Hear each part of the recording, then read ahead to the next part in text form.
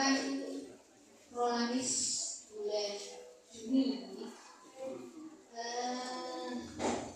Assalamualaikum warahmatullahi wabarakatuh.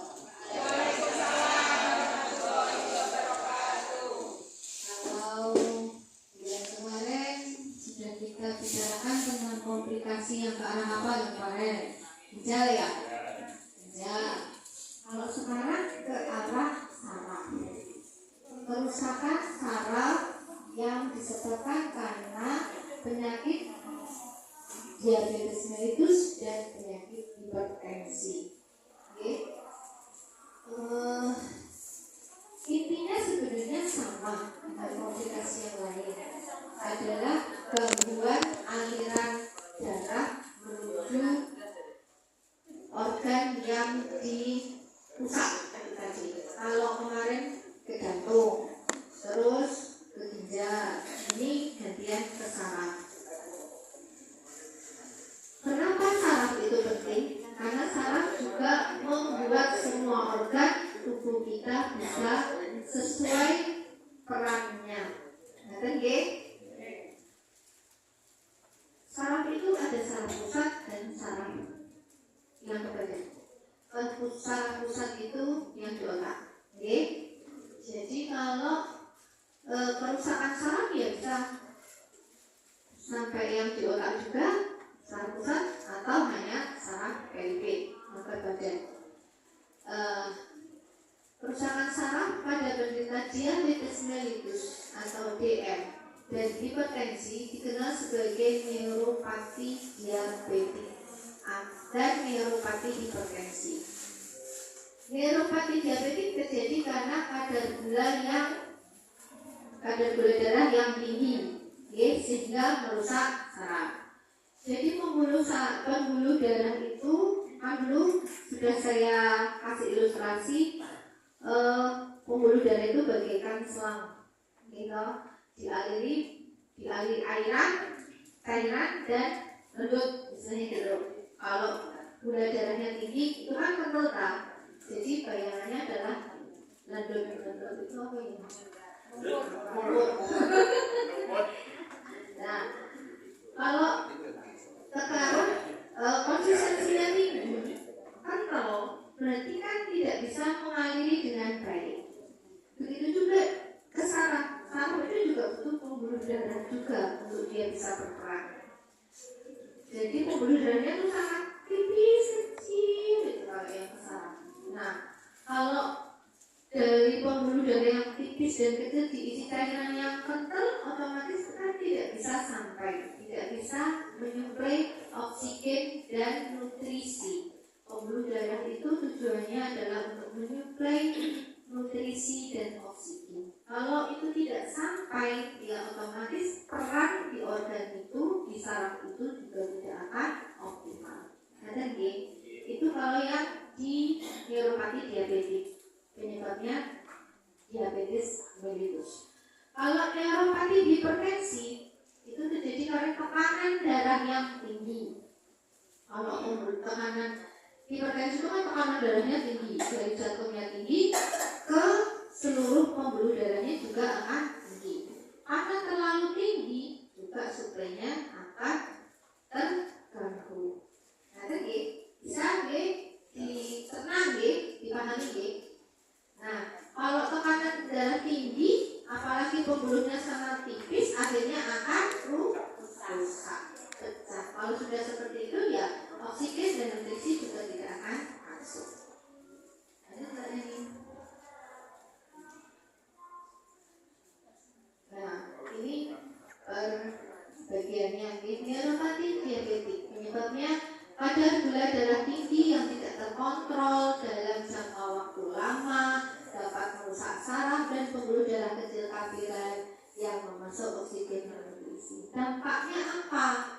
Ya otomatis sarafnya akan rusak, akan disfungsi. Disfungsi itu apa? Kegagalan fungsi. Fungsinya tidak akan tercapai. Organnya yang bisa diganggu ya banyak. Bisa di pencernaan, bisa di saluran kemih, bisa di jantung, bisa di pembuluh darah. Kan saraf juga kemana-mana.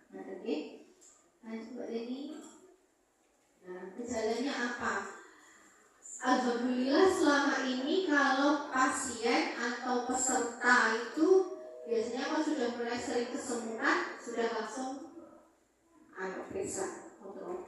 Ini kok saya kebas ya. Nah, itu tanda awal itu kebas itu tadi di tangan, di telapak tangan, telapak kaki itu sudah ada bahwa terjadi neuropati diabetes. Oke, biasanya kalau seperti itu karena obatnya ya rumah sakit, otomatis kita bisa merujukkan karena itu masih bisa diklaim di rumah sakit. Itu oke. Kemudian kalau yang ke gangguan pencernaan, karena saraf juga sampai di pencernaan, apa yang dirasakan? Mual, bisa sampai muntah, atau katanya rasanya kebak terus. Kalau di tanda awal diabetes biasanya kan gampang luri. Kalau sudah sampai neuropati diabetik yang ke arah pencernaan, rasanya katanya kebak. Karena apa? Kelumpuhan saraf di saluran pencernaan. Kemudian ada kesulitan lihat. Biasanya kok peteng toh, ini kok belum nonton buatan pena. Itu juga bisa. Oke, karena persarafan di mata juga banyak banget. Terus ada, nah ini bisa juga nyeri di dada, di perut, di punggung. Nanti Mbak Eni.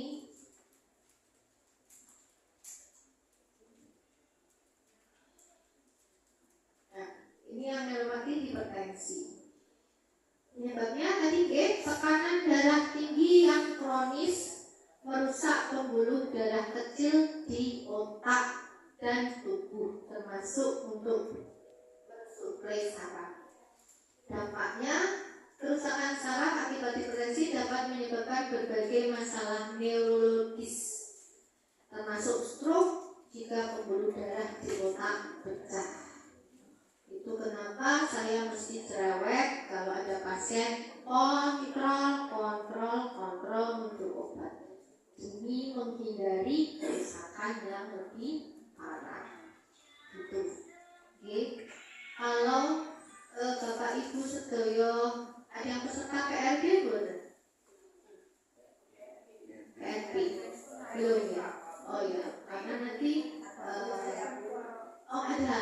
Nah, peserta PRB itu obat harus, tidak boleh telat. PRB itu jadi peserta penyakit kronis yang tadinya di rumah sakit kemudian dikembalikan ke puskesmas, kemudian ambil obatnya di Alofah. Peserta PRB ya, mungkin nggak tahu sebutannya ya. Itu peserta PRB harus rutin ya, karena sekarang dipantau beneran sama BPJS. Rutin tidaknya itu dipantau sama BPJS. Nah, tadi kemudian lanjut Mbak Leni. Nah, gejalanya sama, hampir mirip dengan neuropati diabetes, tapi juga dapat menyebabkan masalah kognitif. Apa masalah kognitif? Daya ingat. Biasanya jadi gampang lupa. Kalau yang hipertensi, jadi demensia, mungkin baru umur 60 tapi wis sekali itu piro iki lah, itu demensia namanya.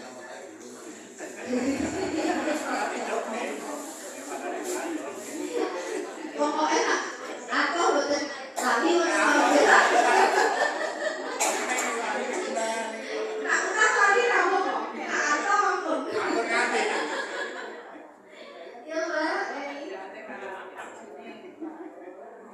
Nah, apa pencegahannya? Kita simak ya. Karena ini demi pencegahan dan penanganan. Kontrol, oke?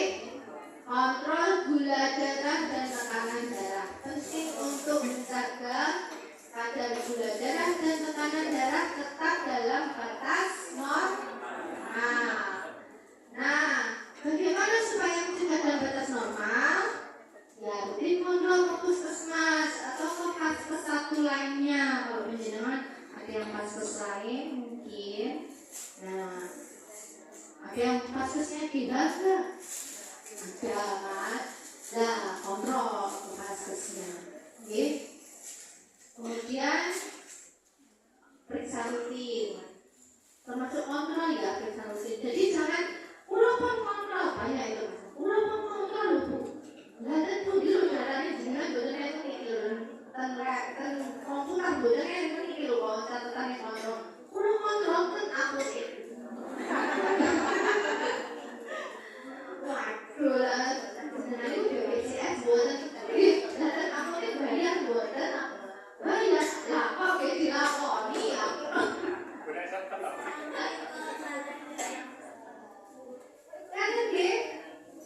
Jadi kontrolnya ya ke puskesmas atau ke puskesmas lainnya, jangan kemana-mana. Kemudian yang juga ada ini,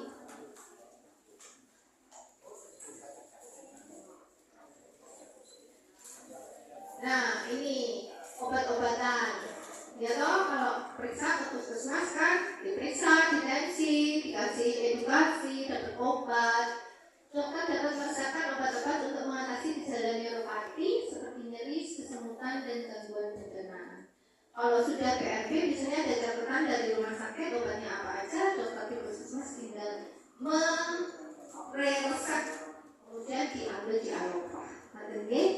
Kemudian terapi fisik dan okupasi. Nah, terapi fisik itu seperti mempertahankan mobilitas dan fungsi tubuh. Olahraga itu salah satunya.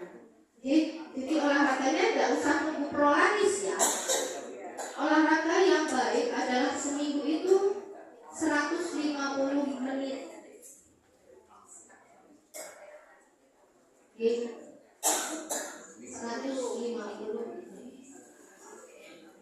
Terapi okupasi itu kalau pasiennya sudah sampai di stroke atau gangguan bicara, biasanya dia perlu terapi okupasi. Terus perubahan gaya hidup, menjaga berat badan ideal, berolahraga. Nah ini nak rokok ini nggih rada akeh, nak alkohol nggih, mboten nggih, mboten to nggih Pak, mboten to. Alkohol itu wajar mawon. Ini dari rokok, sebenarnya terus merokok, bapak-bapak, terus merokok. Buat yang ini, ya oke. Aku bener urusannya. Yuk, buat ini. Oh, sudah selesai. Sudah selesai. Jadi, kalau nanti ada pertanyaan, Bu, perlu nggak toh tiap hari minum obat? Jawabannya? Itu ya, obat itu perlu. Kalau panjenengan sudah di taraf tekanan darah dan gula darahnya stabil, itu obatnya obat maintenance. Jadi dengan dosis kecil sekali.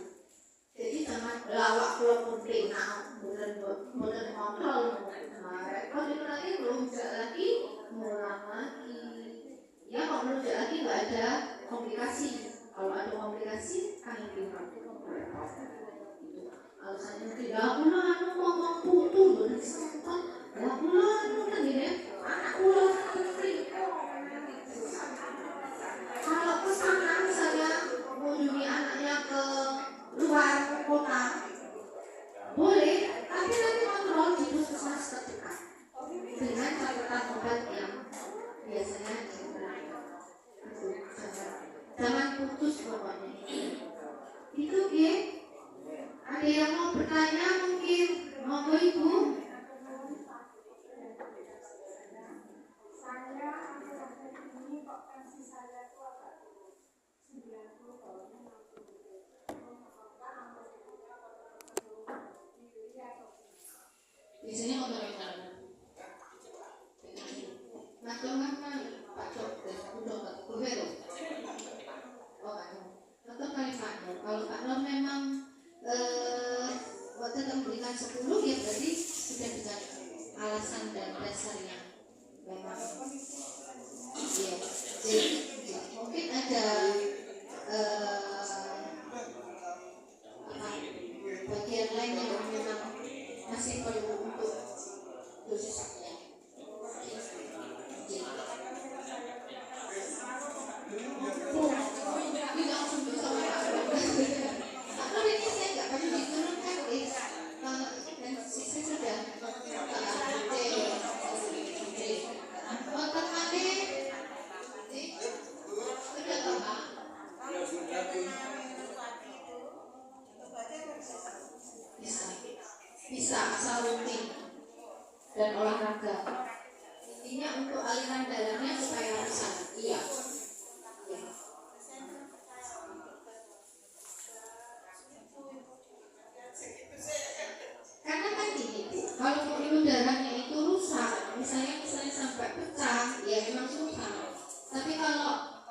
masih memungkinkan untuk diperbaiki, tapi memang harus rajin dan jangan harus istilahnya nggak boleh bosan. Kalau saraf memang susah Bu, kalau saraf ya, karena dia tidak memperbaiki diri sendiri istilahnya. Iya, iya. Kan nanti ada dikembalikan ke fase 1 PRP nomor buatan. PRP kan ada obatnya dari rumah sakit. Saya dengan tidak PRP ayo nanti kita BPJS.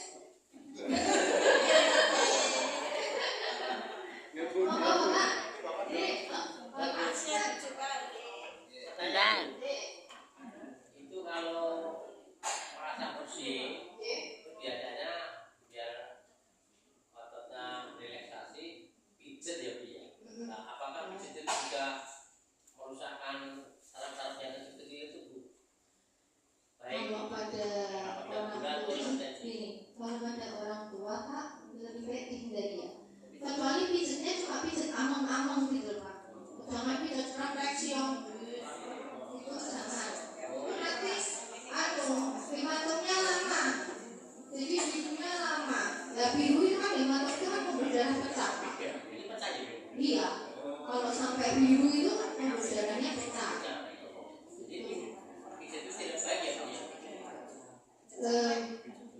Kalau pijet capek aja nggak apa-apa. Boleh kalau hanya pijet capek. Tapi yang pijet refleksi yang sampai kalau misalnya dengan biasa bekam yang biasa Pak, jangan bekam yang dipakai ditusuk-tusuk itu. Bekam biasa, yang sampai di kop itu aja. Nggak boleh, nggak apa-apa.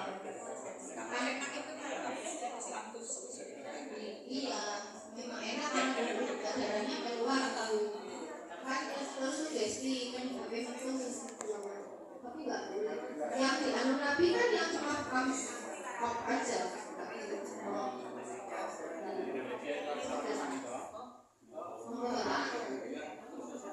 Seumur saya ini gula darah yang normal berapa kali?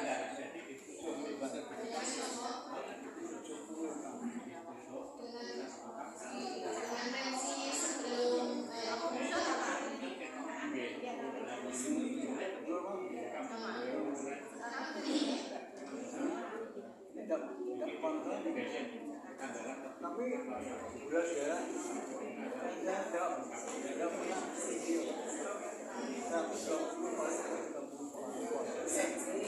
Gini Pak, kalau tekanan darah yang optimal atau normal untuk masing-masing individu itu berbeda-beda.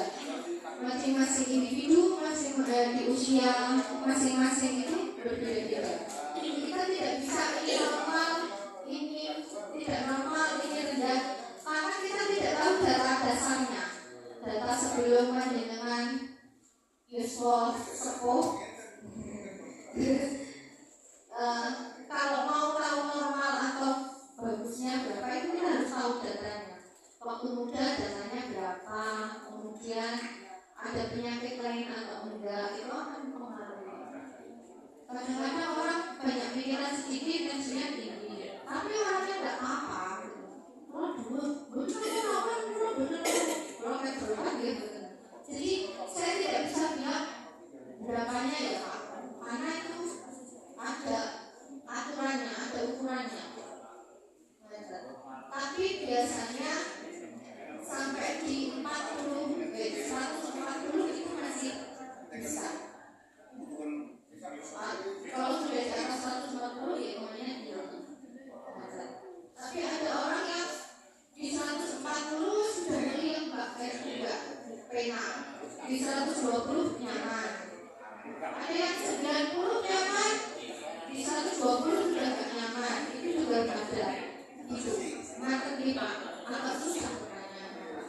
Sama bos nggak boleh sini dulu Pak. Sekejap Pak. Iya. Kalau siang itu kadang-kadang sering lemas. Untuk mengetahui saya gulanya tinggi atau rendah gimana? Karena katanya kalau udah lemas minum aja teh biasanya kalau penderita DM punya alat tes sendiri gitu. Kita aja sama nakes yang dekat rumah. Untuk aplikasi ini, karena kalau tekanan darah, kalau kadar gulanya tinggi itu juga bisa lemes, Bu. Makanya untuk mengetahui. Jadi iya, kan nggak bisa saya jadi paranormal. Siapnya udah makan, udah apa? Intinya gini, orang dengan kalau sudah gula darahnya tinggi, itu kan ada organ di dalam tubuh yang sudah tidak bisa memproses dengan benar. Mungkin makannya sudah benar, tapi gulanya tidak bisa terproses dengan baik. Itu mungkin yang menyebabkan masih rendah.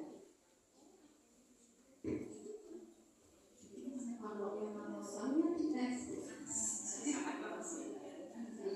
karena kalau orang dengan gula darah tinggi itu kadar tinggi pun bisa lemes.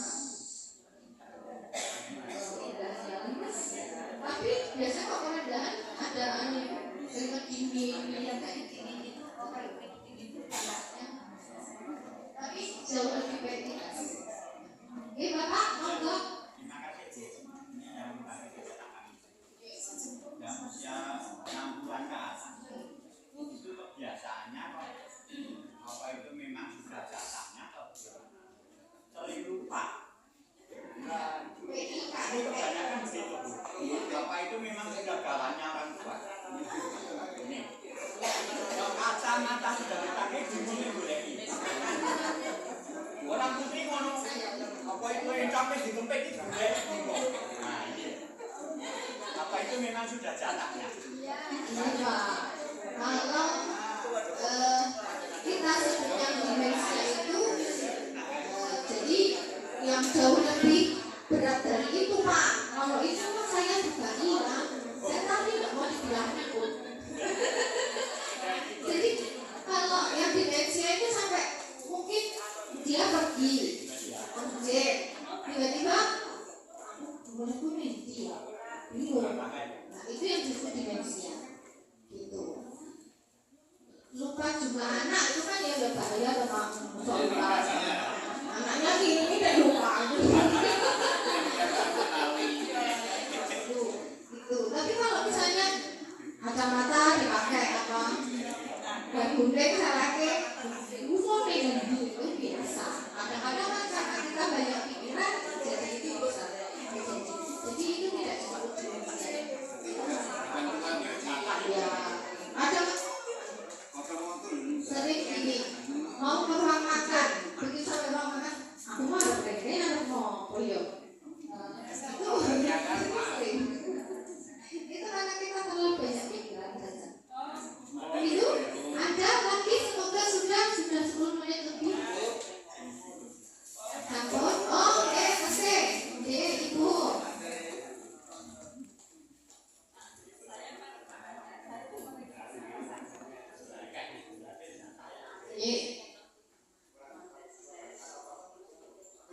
Terkontrol belum?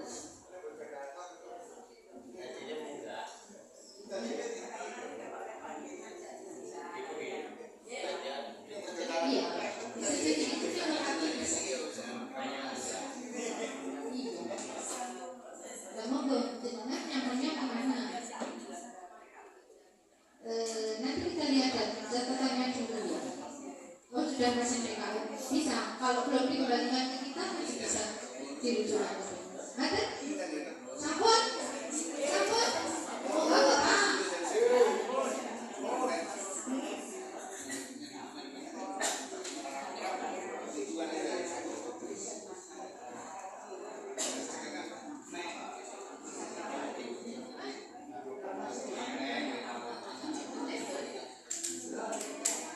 Kalau usia tua tiba-tiba lemas, pertanyaannya karena gini, walaupun mau loh enggak,